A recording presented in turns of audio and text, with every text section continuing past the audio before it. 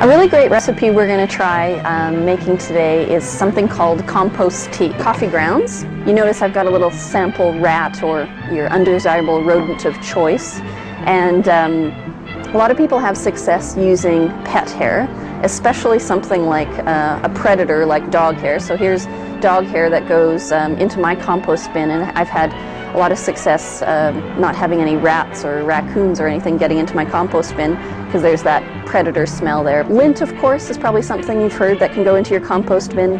Tea bags, broken up tea bags at the base of evergreen trees are quite helpful. Eggshells from those happy chicken eggs that you're buying. It's supposed to repel slugs and also help tomato crops. You do need to alternate with layers of brown matter, lawn clippings, corn stalks.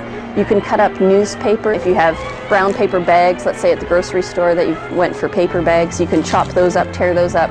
They can go into your compost bin pile.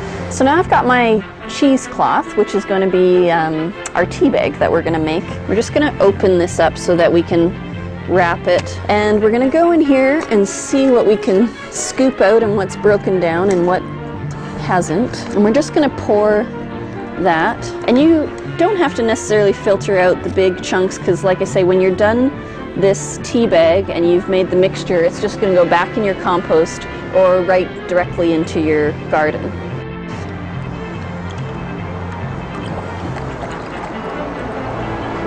There you go.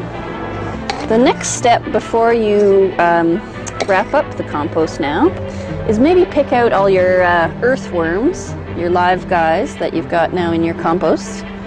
And so you can add them back into your mixture. You want them to be doing their job happily. Just roll it tight. Just tie knots in the end if you've left yourself enough. Then we're going to go to the pail I'm going to use here. So this is my 1 part compost, and I'm going to fill it up with 5 parts water.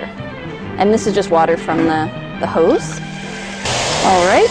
So now we've got our pail full, and like I say, you can just tie it to the top of the handle so you can let it steep now for the 5 to 7 days. And ideally, I mean, you're not using hot water as in the sense of tea exactly, you're not boiling water, but I just place mine out in the sun and just let it warm up that way. And there's your compost tea. Right now we've got our compost tea that's been steeped now for about, you can do 5 to 7 days. So you can see we've got all the good nutrients out of here. We can put it into our outdoor jug for our outdoor plants and water it undiluted just like you would for your vegetable garden or your flower beds. You can use it now for your indoor watering can, and your indoor plants can use the, again, undiluted compost tea. You can spray it right on the foliage.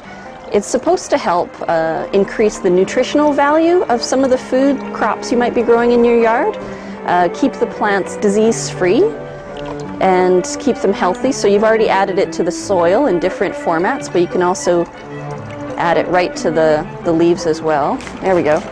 Good to go. So now that you have an empty pail and you've measured out your compost tea for all your various uses, you're left with this tea bag that you've made.